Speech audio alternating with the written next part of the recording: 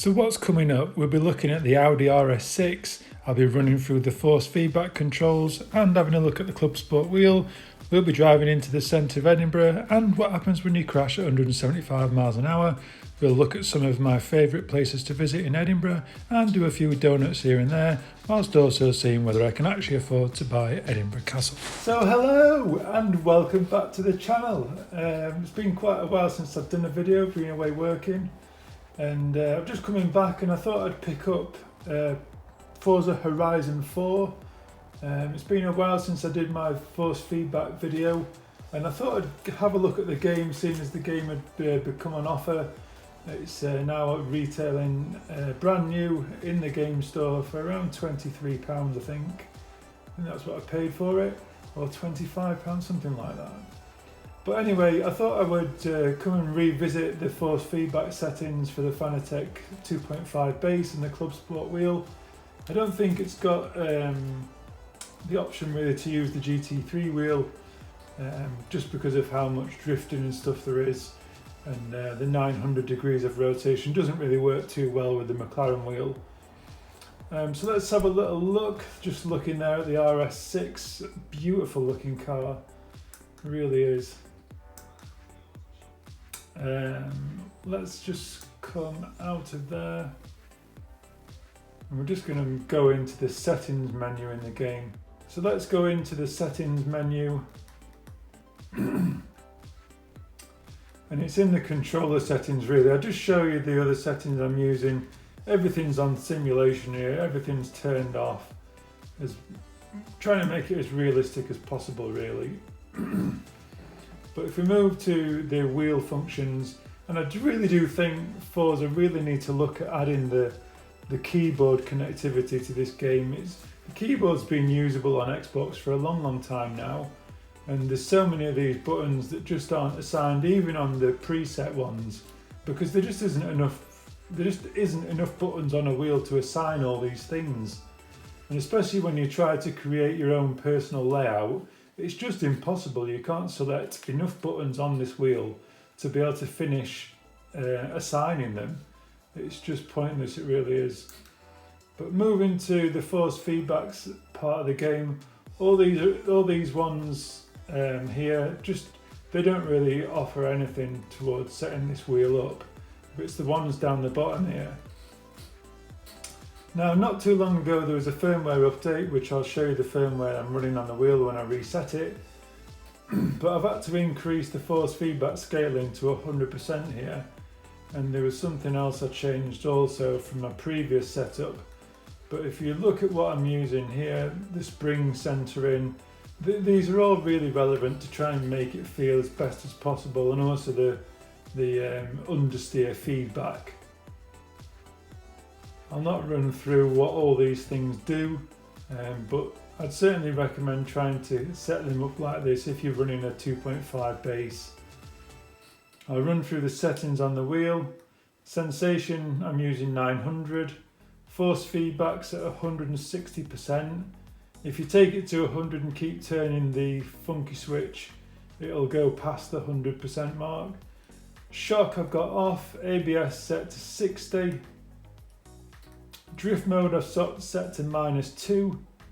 Brake force I've got set to just 1. It's just how I've got my brake calibrated. It's a very stiff pedal. I've got the performance kit installed as well, and the feedback for the environment I've got set on 80. And that's the settings on the wheel. I'll just reset it so you can see the wheel power up. And I would point out that during a few of these menus, when they come on and off, the wheel has a tendency to violently turn in certain angles. So just keep your hands clear of the wheel when it's going in and out of menus. So you saw there 639 is the motor I'm running, and 18. And it didn't actually come up with the other one that usually comes up at the last end bit. I don't know why, maybe that's something that's off on my wheel. But it's been a while since I've had this wheel out, it's a little bit dusty, as you can see. And yeah, let's have a little drive, show you how it feels, show you how it sounds. It is. I really am enjoying this game.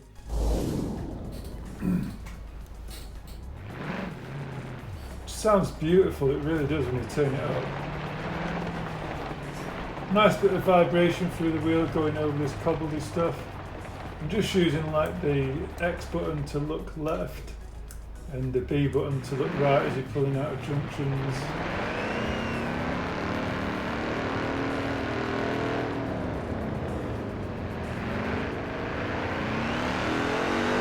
And the wheel centering is, as you can see when I accelerate, the wheel comes straight again. The sensation of speed isn't quite there. I mean, if this is 60 miles an hour, you know, you're fooling me. It doesn't even feel like 40. This feels like about 20 miles an hour in reality. But the scenery is lovely. I love how the trees move around. It just feels like you're out for a steady drive in the countryside or through a lovely village. Just wave at a few people as you come past.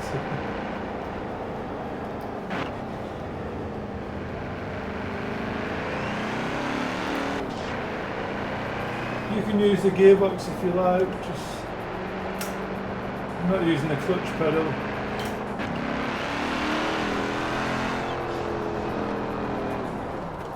You can just drop it and use the gears again.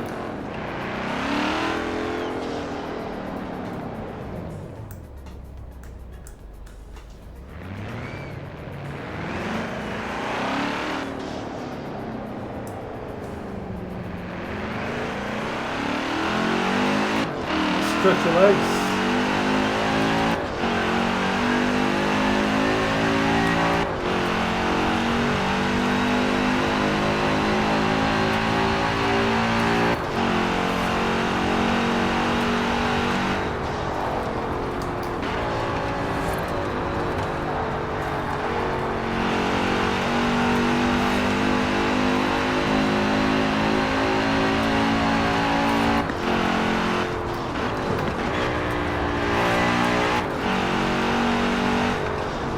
Track.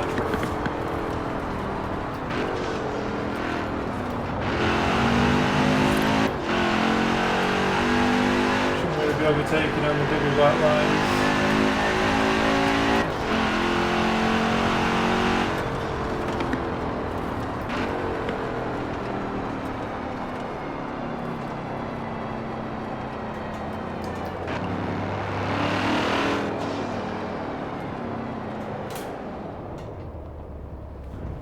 Have a little look at this sign here.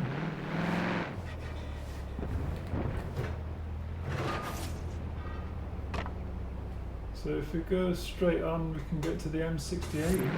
So let's have a little look.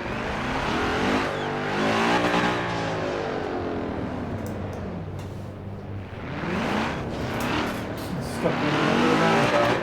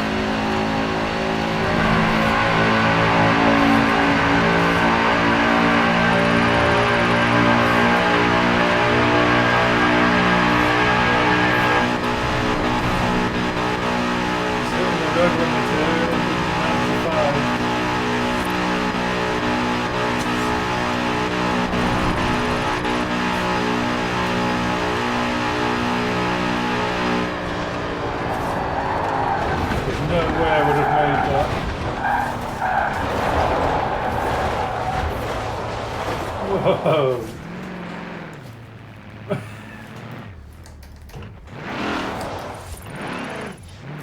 God knows where we landed up here.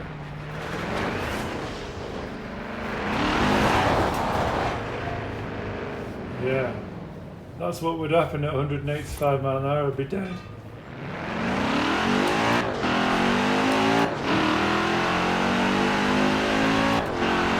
Oh, Jesus Christ. These people. So we should be doing 60 on a motorway, that's crazy. We should be doing at least 80. In 8th gear. It's not a sound from this engine.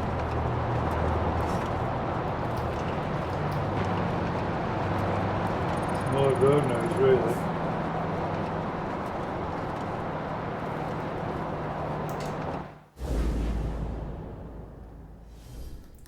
So let's see if there's something we can do about this audio.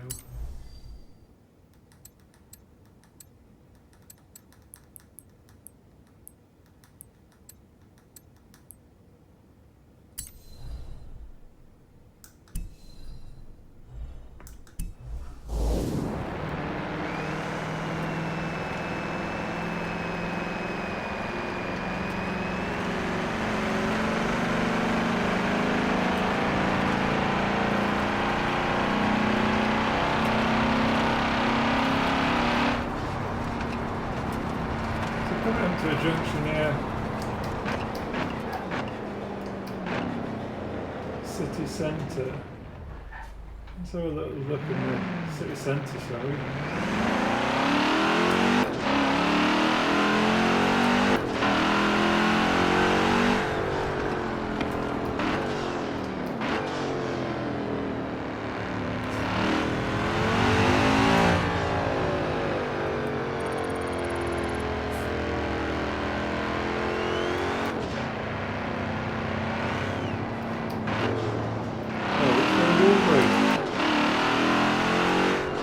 Edinburgh city centre.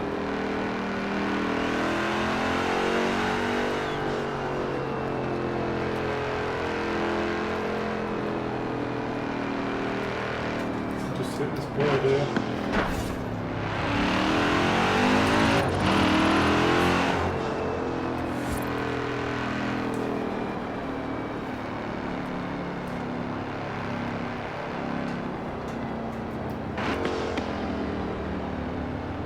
Quiet for Edinburgh, really. You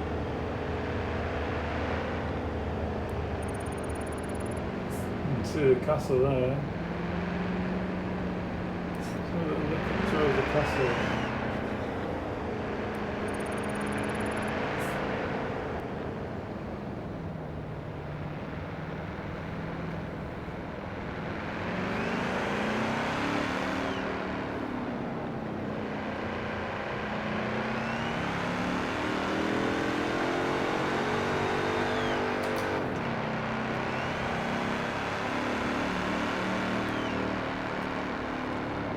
Strangely, I think I actually know where I am.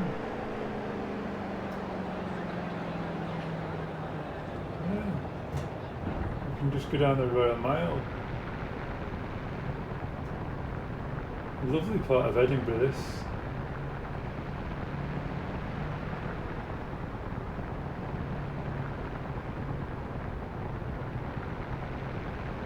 Past the church.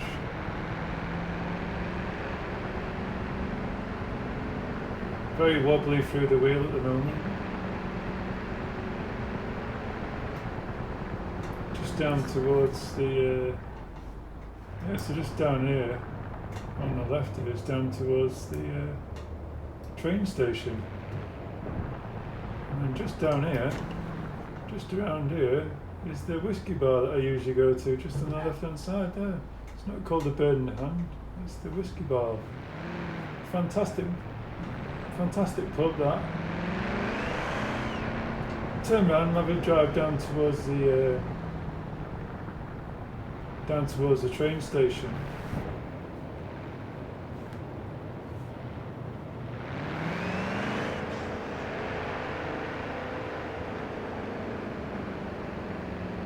Got a hotel. Sometimes stop at this hotel on the left hand side. I'll just do a bit of a U here.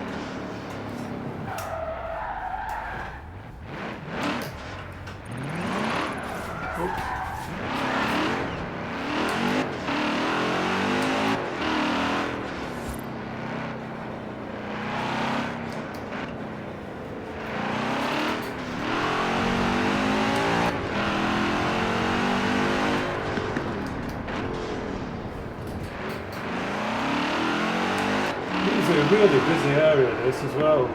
Really full of buses, full of tourists.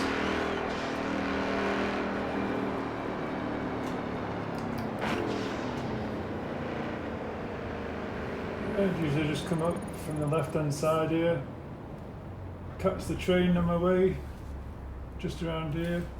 That's really, really nice.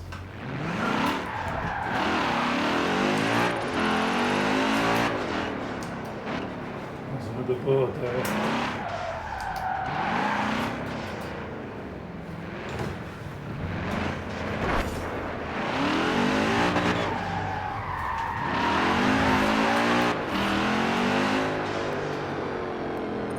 Usually this is the hotel just down here, the Apex Hotel just there. Just here. The Apex Hotel.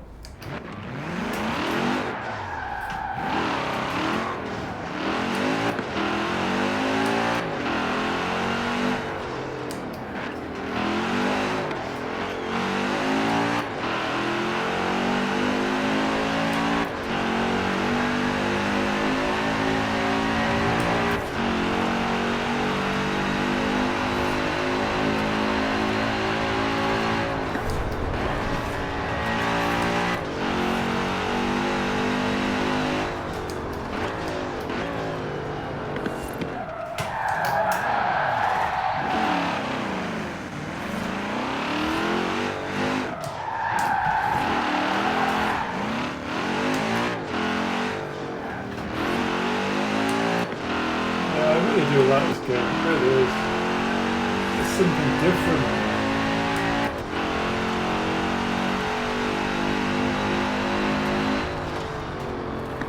If you just enjoy driving around,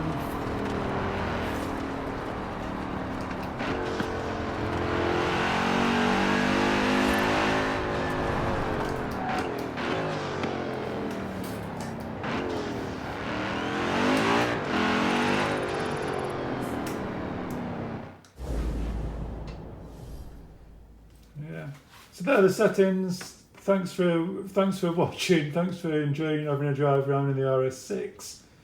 And I might even feature a few little cars, how I feel about how they handle and that in later episodes.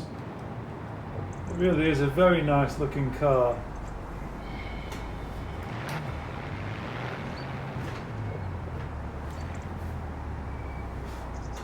Pity you can't really move around.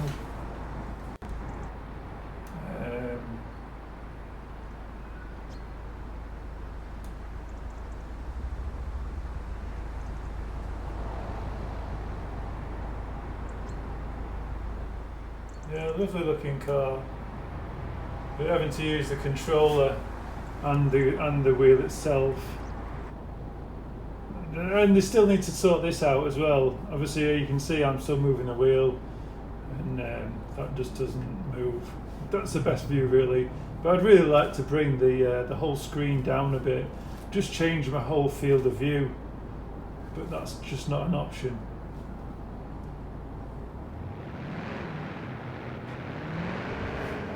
You know, you turn the volume up,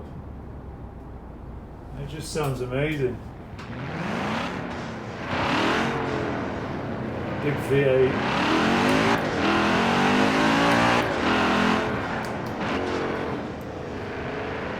You could even have a drive through the park. Doesn't feel particularly nice on the grass.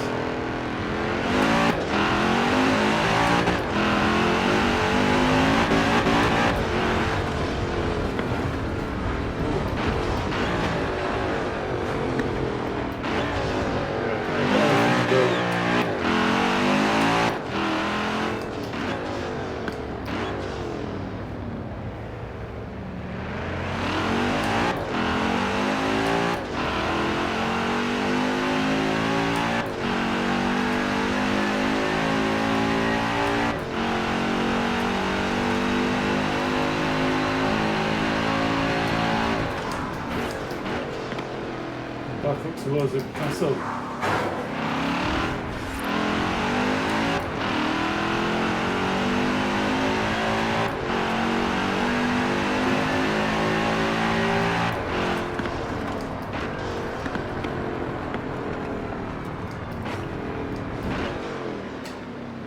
Edinburgh Castle for sale.